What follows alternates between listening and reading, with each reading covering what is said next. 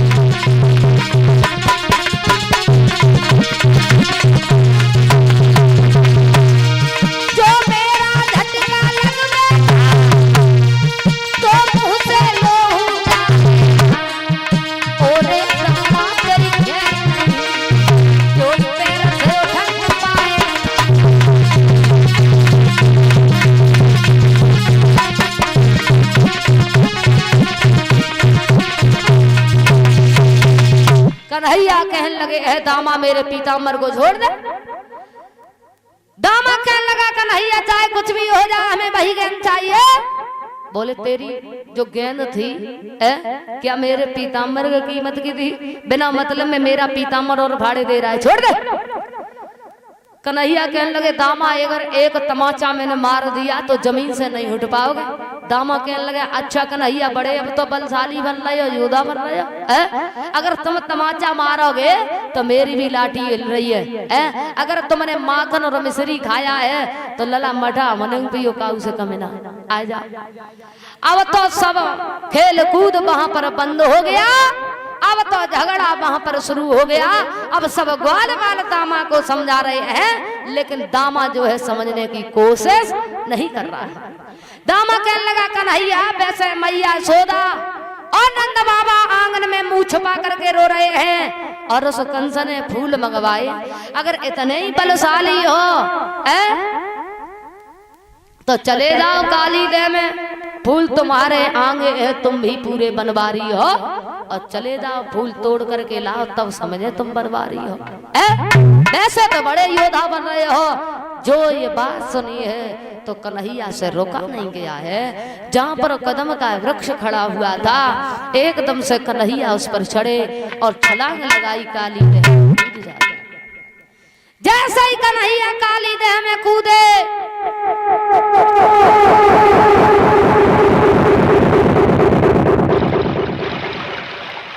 इधर सब ग्वालों में हाहाकार मच गई है। मनसुख भाग करके पहुंचा मैया सोदा के पास में। मैया गजब हो गई। कन्हैया काली देह में कूद गए। अब पहले तो कंस के दुख से दुखी, अब मैया और दुखी हो गई। कन्हैया अब नहीं मिलेगा, अब तो काली देह में कूद गया है। अब मेरा श्याम वहां से कभी लौट करके नहीं आएगा। आज इधर क्या हुआ है, श्याम सुंदर अंदर पहुंचे हैं। आज काली देह के अंत स्थल में जैसे ही नागनियों ने कन्हैया को आते हुए देखा, एक कहन लगी बहना हमें बड़ो हटीलो मालूम पर रहो, ऊपर चढ़ते ही चलो आए रहो। एक कहन लगो हाँ बहना सही तो कह रही। आज तीनों नागनियां देख रही हैं। जैसे ही कन्हैया पहुंचे हैं नागनिया कहने लगी क्यों रे, क्यों आया यहाँ पर? तुझे ये नहीं पता है इस समय मेरे पिया जो है सो रहे हैं। अगर उनकी कहीं निंद्रा भंग हो गई तो तेरी हड्डियों की चटनी बट जाएगी। चला जा यहाँ से, लौट जा। जो अपना सौभाग्य समझ, जो इस समय मेरे पिया सो रहे हैं। आज नागनियों ने बहुत कोशिश की है। श्याम सुंदर कहने लगे अच्छा जिसकी तुम रागनी सुना रही हो, जिनकी प्रशंसा कर रही हो, भला हम तो उनसे ही मिलने के लिए आए हैं। जगह हमें तो उनसे मिलना है। बोले आप नहीं जगा रही हो तो मैं खुद जगा लूंगा। जय जगा तनिक अपनी पत को, वो बात उसी से करना। हम मरने को जब आए तो मरने से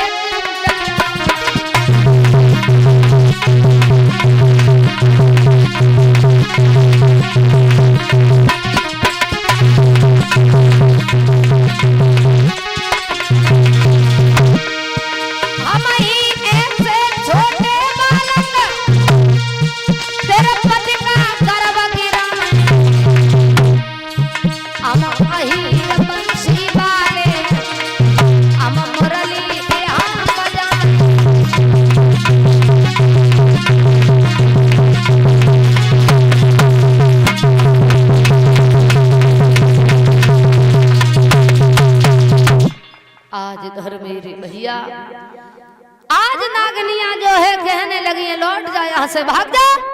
कन्हैया बोले जिनकी तुम रागनी सुना रही हो, प्रशंसा कर रही हो, उन्हीं से हम मिलने के लिए नहीं आए और बिना मिले हम यहाँ से नहीं जाएंगे। अब इधर नागनियों ने तो नहीं जगाया है, तो कन्हैया आगे बढ़े और जैसे ही कालिया नाग की पूंछ पर जैसे ही पैर रखा, नाग जो था एकदम से भगवान श्याम सुंदर के शरीर से चिपट गया। और जब कन्हैया के शरीर से चिपट गया, आज उसी समय भगवान श्याम सुंदर ने अपना शरीर जो है इतना गर्म किया है कि कालिया नाग जो था दूर हटने लगा है कि घबराए के काली दूर हुआ। तब मनमोहन ने हाथ किया और झटकाते नथुनी पिचकाई दई और काली नाग को नाथ लिया।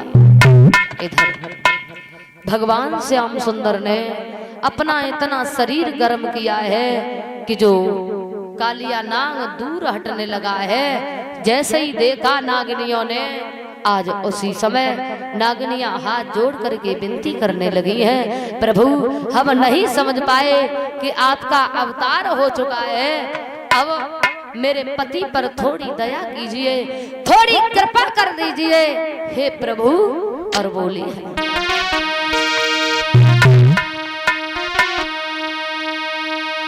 तामसी जीव स्वामी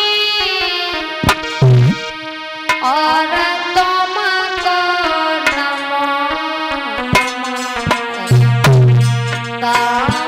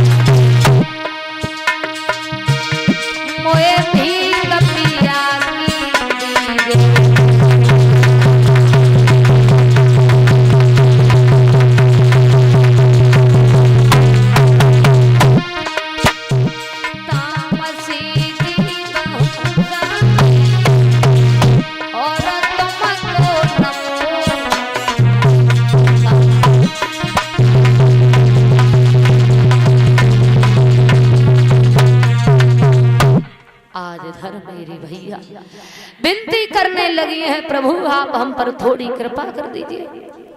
और ऐसी बजाई गई और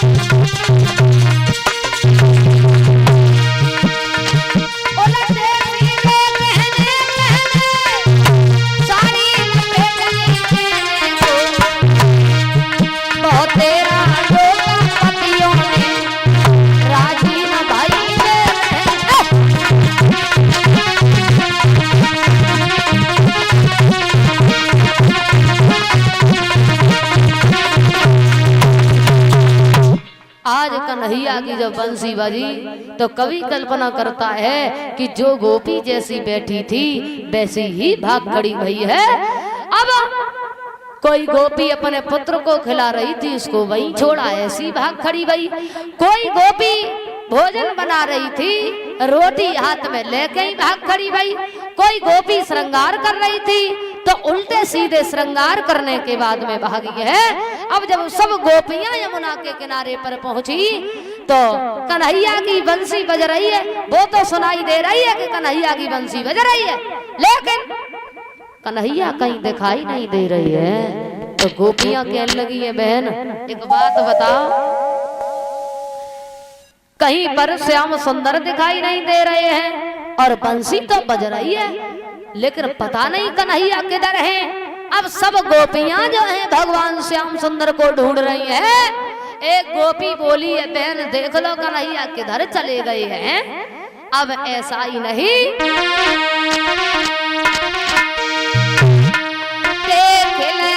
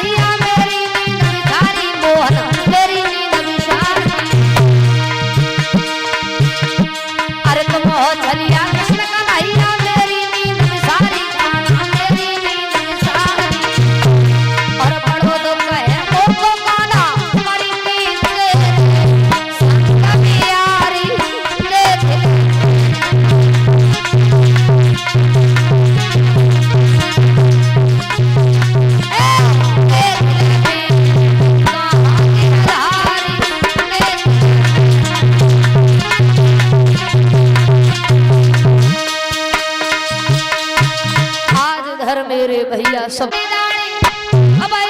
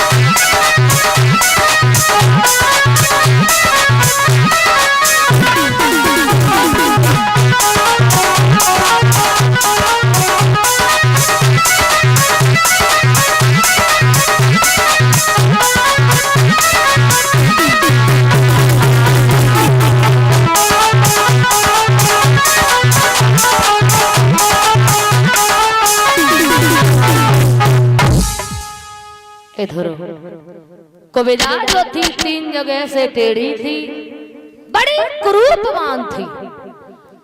भगवान श्याम सुंदर ने जैसे ही देखा है, बोले देवी मृग नयनी पिकवेनी कहाँ जा रही हैं आप? बोले हम कंस के तिलक करने के लिए जाती हूँ। बोले अच्छा कौन है आप? बोले मैं कंस की दासी हूँ, मेरा नाम कुबेजा है। बोले अच्छा तो हमारे भी तिलक कर दोगी? बोले हाँ। अब भगवान श्याम सुंदर के जब तिलक करने के लिए चली है, मनसुका कान लोगों का नहीं यार, बोलन लायक कहिए बाऊ से बोलिए और न बोलन लायक कहिए बाऊ से बोलिए। अब बाके कोई छुए चना ना चवे गो, बासे कह रहे हो कि मृग ने नहीं पिकवे नहीं है। अगर हमारे पास में आए गई तो कहीं ठूसा में 2 किलोमीटर की रेंज पकड़ेगी। मनसुख कहने लगे कन्हैया हमारे पास में ना आ जाए। कन्हैया बोले मनसुख तुम दूर खड़े रहो, तिलक तो हमें करवाए रहे, तुम्हें कौन सी दिक्कत हो रही है? बोले चलो करवा ले। अब इधर जब तिलक करवाने के लिए भगवान श्याम सुंदर आगे बढ़े हैं, कुबेजा जब तिलक कर रही हैं, लेकिन कन्हैया के माथे तक ना पहुंच पाए रही। तो भगवान श्याम सुंदर ने कुबेजा के अंगूठा को अपने पैर से दबाया है, थोड़ी से हाथ लगाया। उसी समय कुबेजा जो थी